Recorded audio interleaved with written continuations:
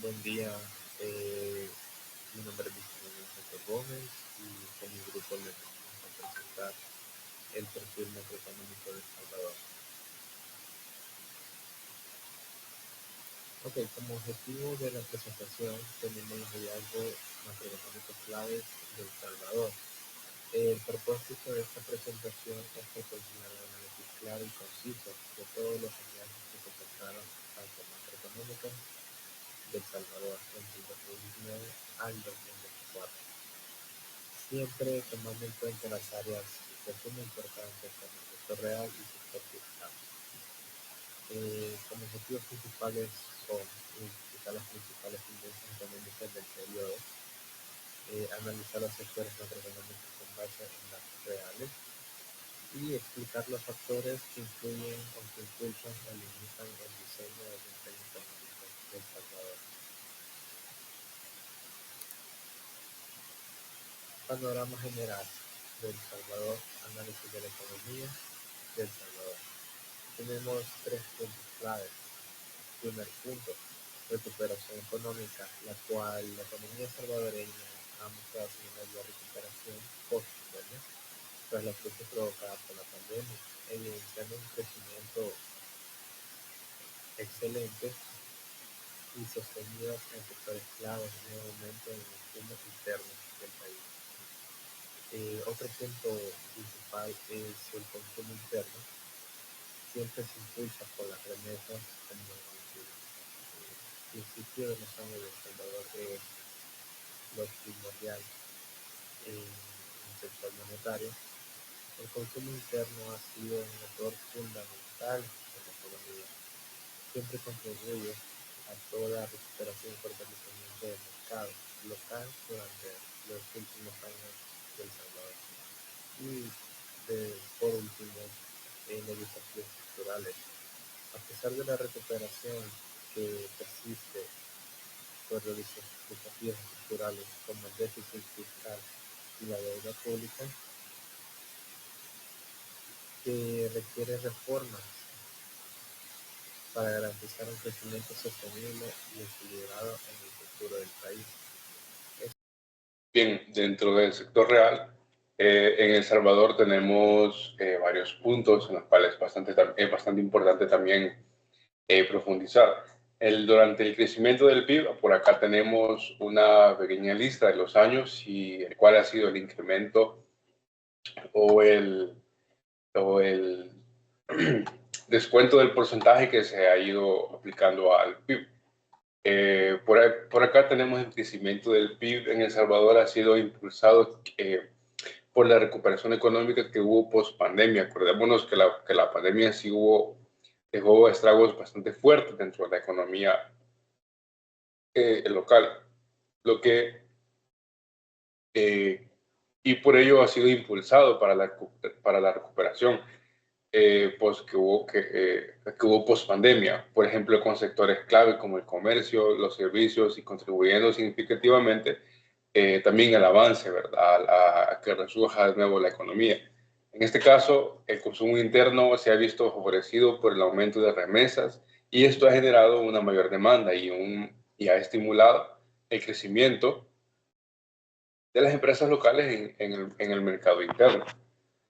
Los retos estructurales como la baja productividad, la falta de diversificación en la economía siguen siendo preocupaciones debido a que para el crecimiento sostenido afecta también la competitividad en el ámbito internacional.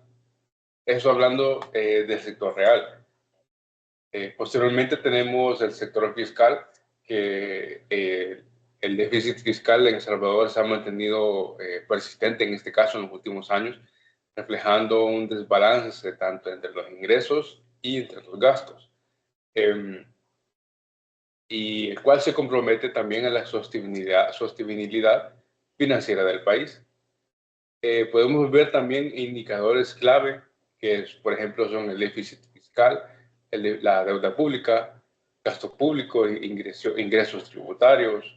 Dentro también podemos observar problemas estructurales que también no los podemos dejar aparte, que también son, por ejemplo, el alto costo de la deuda, espacio fiscal limitado, necesidad de reformas para sostenibilidad y, por ejemplo, podemos tocar el aumento de deuda que ha ido en ascenso, alcanzando niveles alarmantes en proporción al PIB, lo que genera esto preocupación sobre la capacidad del país para cumplir sus obligaciones financieras futuras.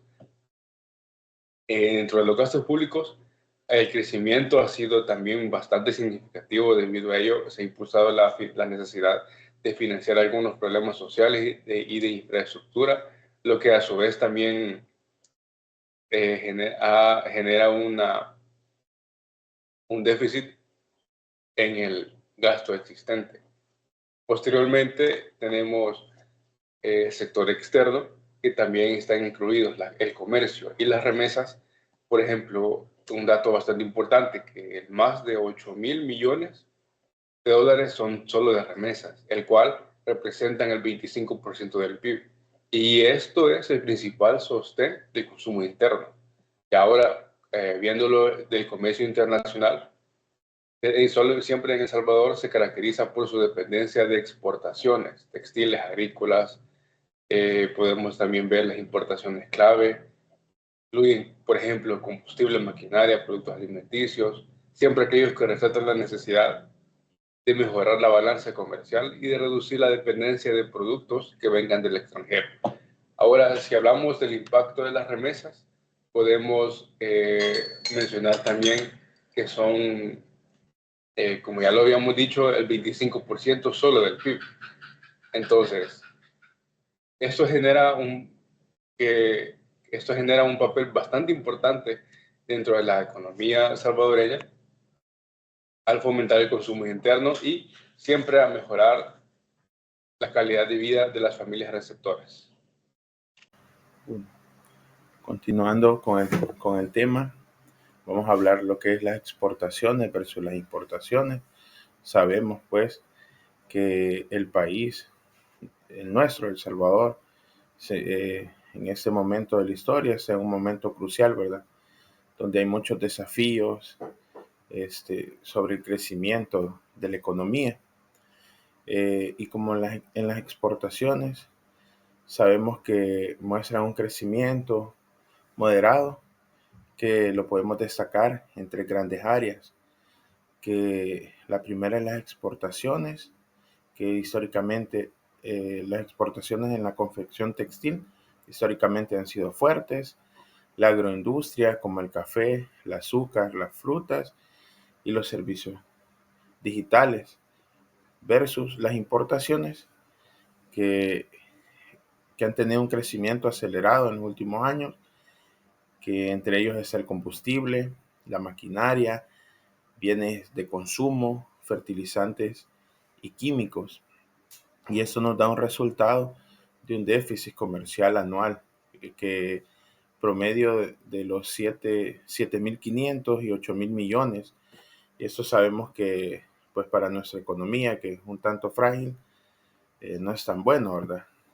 Siguiendo con el sector monetario, vemos que las tasas activas han aumentado en estos últimos años a raíz de la inflación. Sabemos que después del 2019, eso de la pandemia vino a golpear al país, y no solo al país, sino que mundialmente ha sido una inflación global. Entonces, El Salvador no se queda atrás, y por eso es que vemos que las tasas de los activos han subido un 1%, pues, y eso para la economía de nuestro país no es tan bueno, pues. Y, y así vemos los pasivos monetarios también, que las tasas, como lo repito, han mostrado un aumento, la rentabilidad pues se entra en una incertidumbre, y no, no se ve que por el momento esto tenga una tendencia a la baja, ¿verdad? Esperemos pues que la inflación en los próximos años se pueda controlar en el país y esto vaya bajando, pues, porque es muy importante para nuestra economía. Y también podemos ver en las perspectivas económicas a futuro, pues que nos indica que las proyecciones apuntan a un crecimiento entre el 2 y el 3%, y principalmente estos incrementos pueden estar en la inversión en la infraestructura, que el país le está apuntando mucho a esto, en el desarrollo de nuevos sectores económicos, la diversificación económica, pero eso son, existen riesgos, pues, como toda economía, y nosotros no estamos aislados a eso, pues, y eso lo que hace es que la deuda pública crezca, la inflación también pueda crecer, pero es una buena oportunidad para el país para seguir invirtiendo en tecnología, en logística, y pues con esto esperamos que el país poco a poco vaya solventando sus problemas en economía. Gracias. Luego, nos vamos a las conclusiones claves. Una de las conclusiones claves es la estabilidad nominal gracias a la dolarización. La dolarización ha sido un factor estabilizador importante en El Salvador. Con esto hemos conseguido menor inflación, ya que al usar el dólar los precios tienden a ser más estables comparados con otros países. Además, esto da confianza para los inversionistas, ya que la estabilidad monetaria reduce riesgos financieros. Luego tenemos la dependencia de remesas. Las remesas representan alrededor del 20% del PIB del país. Eso quiere decir que esto conlleva a un impacto positivo, aumentando el consumo en los hogares, además ayuda a reducir pobreza y dinamiza sectores como vivienda y comercio. Pero esto, podría tener un poco de riesgo, ya que también depender de las remesas genera cierta vulnerabilidad, sobre todo si cambian las políticas migratorias o condiciones económicas en Estados Unidos. Pero se ha visto que ha sido una necesidad durante muchos años, por lo que se tiene que diversificar la economía para que el crecimiento no dependa exclusivamente de dinero que proviene del exterior. El siguiente punto es retos económicos. El Salvador enfrenta déficits fiscales y comerciales. En el déficit fiscal se puede observar que cuando el gobierno gasta más de lo que recibe, se incrementa la deuda pública. Y esto además limita la capacidad del país en invertir para la educación, salud o incluso en infraestructura. También en el déficit comercial, el país importa más de lo que exporta. Esto muestra que la producción nacional es insuficiente para cubrir la demanda interna. Y una solución posible podría ser las reformas estructurales y el fortalecimiento de sectores productivos, que puede ayudar a contribuir al equilibrio financiero. En conclusión, El Salvador tiene importantes oportunidades para avanzar hacia un crecimiento sostenible si se enfoca en modernizar su estructura, invertir en talento humano e integrarse en cadenas globales. Sin embargo, para lograrlo deberá enfrentar retos como la dependencia de remesas y los déficits económicos actuales. Superar estos desafíos permitirá a nuestro país construir una economía más competitiva, estable y dinámica. Entonces, esto ha sido todo por nuestra parte. Muchas gracias por su atención.